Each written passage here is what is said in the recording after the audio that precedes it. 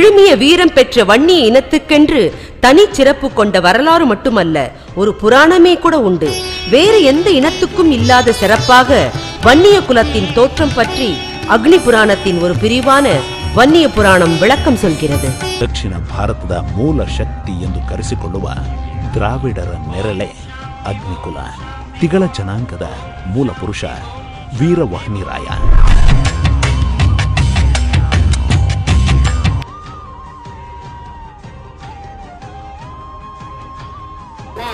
தேவராஜி தேவரெல்லாம் கூடி தேவராஜி பேசுறாங்க.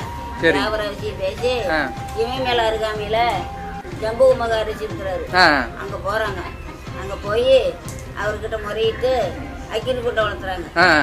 அக்கினி குண்டம் வளர்த்து அந்த அக்கினி குண்டத்துல பிறகுறான் அதிவீர வன்னிய. பிறக்கும் போது சத்துலோக சமத்துலோக தவிடுபடி ஆகவ அதில் இருக்கு மச்சமெல்லாம் குதிப்பு கொண்டாடுவ திக்கு ரெண்டு படியாக்குவ தேவர்களே நீராக செய்யறேன்னு வெளியே வரான். அப்படியே தகன்னு வெளியே குதிரை மேல. அப்பதான் தேவரெல்லாம் மூளையா ஓடி ஒழிஞ்சுக்கிறாங்க. அப்புறம் இவர் மகாஷ்ணர் போய் அப்பா மருமவனை நின்றுட்டு பானத்தை கொஞ்சம் பின்னுக்கு வாங்க, உனக்கு அதுக்கு எதிரி காட்டுறான் அப்படிங்கிறாரு. கேட்கும்போது இப்படி ஒரு அசூராதிகளை அரமாட்டம் பண்றான், அவனை கொல்றதுக்கு தான் உன்னை பிறக்க செஞ்சான் அப்படின்னு சொல்லி விளக்கத்தை சொல்றாரு. அப்புறம் தான் வீரவணி வந்து பிறந்த உடனே அப்புறம் அவர் கல்யாணம் பண்றதுக்கு நான் மந்திரமாலையை கல்யாணம் பண்றாங்க. தேவேந்திர மகன் மந்திரமாலையை. அப்போ கேக்குறா, ஒரு கூட்டினா சபையாகுமா, குண்டி மரம் தோப்பாகுமா, புருஷன் கூட நான் துணைக்கு ஆள் இருந்தா அனுப்புவேன், நான் தனியா அனுப்ப மாட்டேங்கிறேன். அப்பதான் கங்கவண்ணியும் கிருஷ்ணவண்ணியும் பாசுபதவண்ணியும் 4 பேர்த்தையும் திருப்பி பிறக்க செய்யறாங்க. பிறக்க செஞ்சு அப்புறம் சண்டைக்கு அனுப்புறாங்க. மேல சண்டை ஜெயிச்சுட்டு போறாங்க. போகும்போது முத்தாள் ஆளாச்சு தங்கத்தாள் ஆளாச்சு. அப்பதான் வந்தது நமக்கு.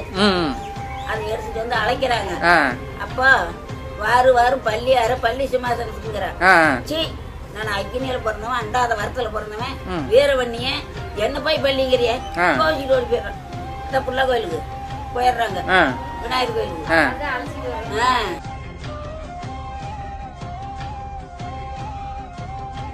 ஆகாஷ்னர் அப்படி இல்லப்பா, அரியும் பள்ளி சிவனும் பள்ளி ஆதி நாராயணன் நானே பள்ளி.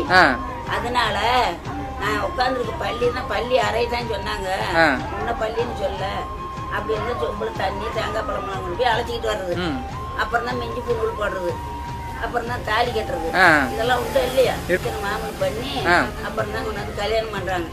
வந்து பார்த்தா 4 பேருக்கு இல்ல. அப்புறம் தான் 4 பேர் அக்கினில பிறக்க வச்சு கல்யாணம் பண்ணி வைக்கிறாங்க. மந்திரமாலை மட்டும்தான் இருக்காங்க. ஆமா, அதனாலதான் அவங்க கட்டுப்பொண்ணு ஏற்பட்டு போடுறது 4 பேருக்கு. இப்ப இல்லைன்னா கட்டுப்பொண்ணே கிடையாது நம்ம ஜாதியில. இப்பயும் சொல்றேன், வீரவண்ணிய அக்கினி வண்ணிய 2 பேரும் கட்டுப்பொண்ணு கட்டக்கூடாது. 6 இப்ப கட்டாத இருக்கிறான். அடுத்த தாலி எடுத்துக்கிட்டாத அரியலூர் உடைகாலி அங்க இருக்கிறான், எங்க கல்நாட்டுல இருக்கிறான். இப்ப மேச தாடி உண்டு. இப்ப எந்த வேலைக்கு போனாலும் அவன் மேசையும் எடுக்க மாட்டான், முங்குடுமே எடுக்க மாட்டான், பூங்கோலையும் கழட்ட மாட்டான். அந்த வண்ணியும் இருக்கிறான், அதான் அக்கினி வண்ணிய. அதுக்கு பின்னால பிறந்ததுதான் வீரவண்ணிய. இந்த கட்டுப்பொண்ணு கட்டுறவங்க, அந்த அரசாணி வைக்கிறவங்க எல்லாம் வந்துட்டு நம்ம அரசு பள்ளி இருக்கிறாங்களா அவங்க நாவடம் போடுறவங்க, அவங்க தான் கட்டுப்பொண்ணு கட்டுவாங்க. இப்ப வண்ணி நம்ம வீரவண்ணியனே கட்டுறாப்புல. இதுக்கு என்ன சொல்ற?